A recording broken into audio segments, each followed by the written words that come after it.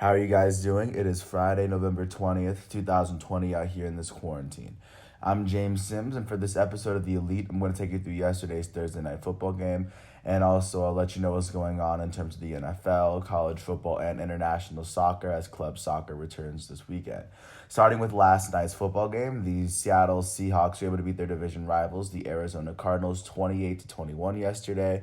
And in this game, the Seahawks would kind of hold it out of reach. It would come down to the very end. Going into the fourth quarter, the Seahawks were up 23-14.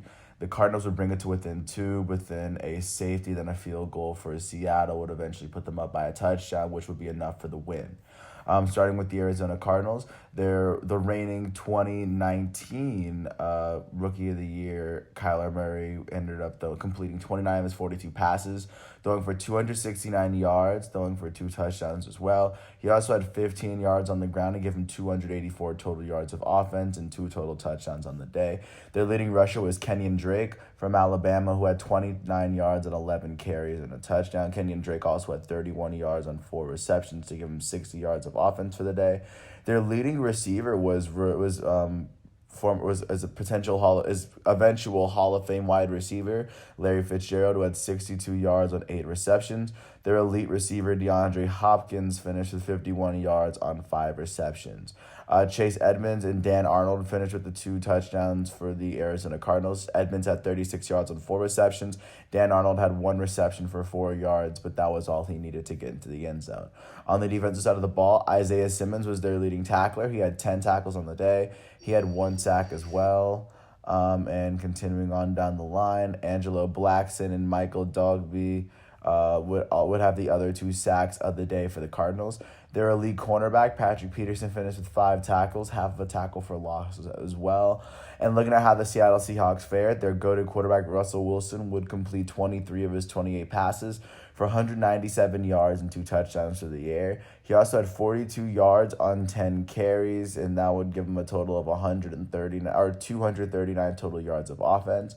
The running back, Carlos Hyde, would lead all rushers in the game. He had 79 yards on 14 carries and a touchdown on the ground. Through the air, Carlos Hyde would finish with 16 yards and 2 receptions. That would give him 95 total yards of offense to go with this 1 touchdown. The Seahawks' leading receiver was Tyler Lockett, who had 67 yards and 9 receptions and a touchdown. And then DK Metcalf, their other receiver, would finish with 46 yards on 3 receptions and a touchdown. On the defensive side of the ball, DJ Reed Jr. would lead the team in tackles. He had 11 of them. Their elite linebacker, Bobby Wagner, would finish with 9 tackles total, one of them being for a loss. Carlos Dunlap finished with 4 tackles, and he finished with 2 sacks on the day, 2 of the 3. LJ Collier would finish with the other one. And with this win, the Seattle Seahawks are now 7-3 on the season as the Cardinals dropped to 6-4. Looking out to the NFC West, the Seattle Seahawks are half a game better than the Rams, and now with this loss, the Arizona Cardinals are half a game worse than the Rams. The Rams have to win their game this week in order to keep their tiebreaker over the Seattle Seahawks so far this season.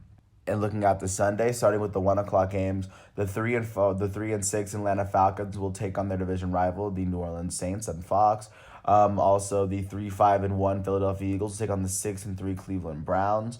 The 2-6-1 Cincinnati Bengals will take on the 2-7 Washington Football Team. The 4-5 Detroit Lions will take on the 3-7 Carolina Panthers.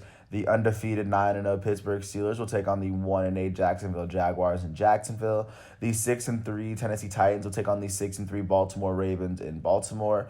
The 4-5 New England Patriots will take on the 2-7 Houston Texans. At 4:05, or at least the 4:00 games on Sunday, the 6-3 Miami Dolphins will take on the 3-6 Denver Broncos. The 0-9 New York Jets, who still have yet to win a game this season, are going to take on the 2-7 Los Angeles Chargers. At 4:25, the 7-2 Green Bay Packers are going to take on the 6-3 Indianapolis Colts. The 2-7 Dallas Cowboys are going to play against the 4-5 Minnesota Vikings. And at 8:20, the 8-1 reigning Super Bowl champs, the Kansas City Chiefs, are going to go to Las Vegas and take on the Raiders, who are 6-3 so far this season. And not to mention the matchup between the Rams and the Buccaneers on Monday Night Football. Jumping out really quickly to college football to show you what's been going on yesterday and just to look into this weekend. Starting with last night's game, 25th ranked Tulsa was down 14 to nothing at the end of the third quarter against Tulane was up 14 nothing against 25th ranked Tulsa. Tulsa would score all three of their touchdowns in regulation. They'd score them in the final quarter. And eventually, after tying at 21, they would go to overtime. Both teams would finish on a field goal, but then a pick six, a 96-yarder from Tulsa would end up giving them one of the biggest comeback wins probably in their school's football history. So it was a very big game from Tulsa. And then jumping into Saturday's games, or tomorrow night's games just through the day. Starting at noon, 9th-ranked Indiana is going to take on 3rd-ranked Ohio State. Both teams are undefeated in the Big Ten so far, so that's going to be a big matchup. 4th-ranked Clemson, their only loss coming against Notre Dame. They're going to take on unranked Florida State on ABC. 6th-ranked Florida is going to go to Nashville to take on Vanderbilt, who still has yet to win a game this year. Florida is 5-1. Appalachian State's going to take on 15th-ranked Coastal Carolina. So far, Coastal Carolina is undefeated. They are 7-0. Appalachian State sitting at 6-1.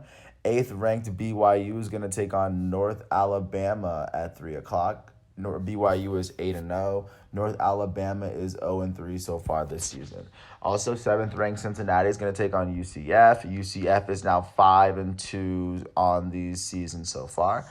10th-ranked Wisconsin is going to take on 19th-ranked Northwestern on ABC. Wisconsin is 2-0. Northwestern is 19-0. That's going to be a very big game, especially at the beginning of the Big Ten starting right now.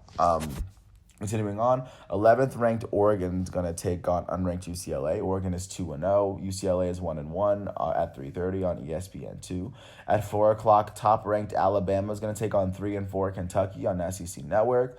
At 4 o'clock, 17th-ranked Iowa State is going to host 4-3 unranked Kansas State. At 7 o'clock, 23rd ranked Auburn at 4-2. They're going to take on 2-4 Tennessee at 7 o'clock on ESPN. At 7:30, 13th ranked Georgia is going to face off against 2-4 Mississippi State on SEC Network. Also at 7:30, 18th ranked Oklahoma is going to host 14th ranked Oklahoma State on ABC. Oklahoma is 5-2 and Oklahoma State is 5-1 on the season.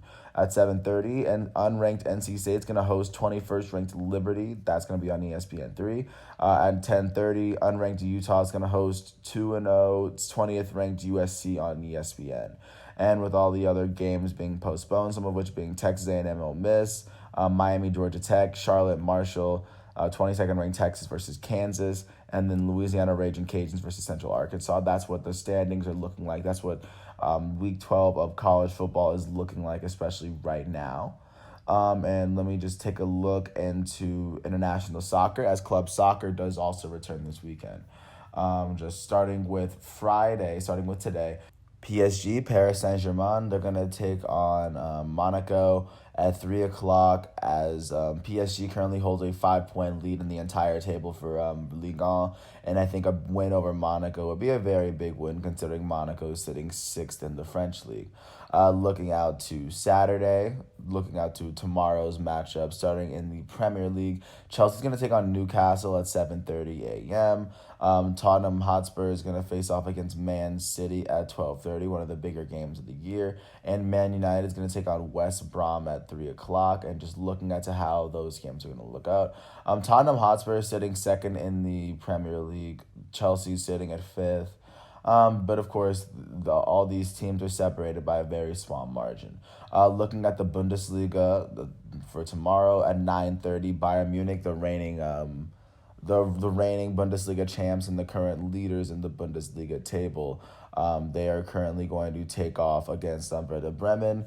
So far, Bayern Munich is 2 points ahead of RB Leipzig. So a win here would most definitely keep them number one in their league, in their table. RB Leipzig is going to take on Eintracht Frankfurt. And of course, like I just said, RB Leipzig is 2nd in the league. 3rd place in the league, Borussia Dortmund is going to face off against Hertha Berlin at 2:30. Continuing on, jumping to Serie A for tomorrow. Lazio is going to take on Crotone at 9 a.m. and then Juventus is going to take on Cagliari at 2:45. So far, looking at the Italian Serie A, it looks as though Juventus in fifth place. It's only been 7 games played and they haven't lost a game. But right now they are 4 points behind first place Milan because they have 3 draws so far this season. Jumping to Spain's La Liga for Saturday, Real Madrid is going to take on Villarreal at 10:15, and Atletico Madrid is going to take on FC Barcelona at 3 o'clock.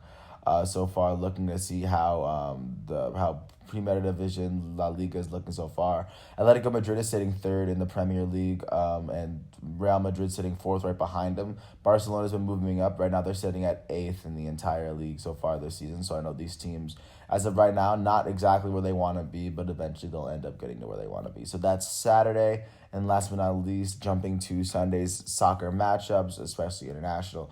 And Arsenal's going to take on Leeds United at 11:30, and Liverpool's going to take on Leicester City, as those are two of the top teams in the Premier League. That might be probably the game of the week.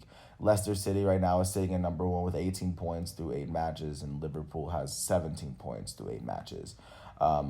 They're both sitting across from Tottenham, who's sitting in second place with the tiebreaker over Liverpool. But that's currently what the Premier League is trying to get through this weekend. Continuing on, looking at Serie A, the current leaders, AC Milan, they're going to take on Napoli at 2:45. And those are really kind of the big games, as I mentioned, most of them coming on Friday and Saturday. But of course, that's everything going on this weekend. And with that said, it is Friday, November 20th, 2020 in this quarantine. I want to thank you for listening to all 11 and a half minutes of this piece. I'm James Sims, and this is The Elite. And once this whole weekend is finished, following the next day of the NFL, I will come back with another episode. And until then, I hope all is well, and peace out.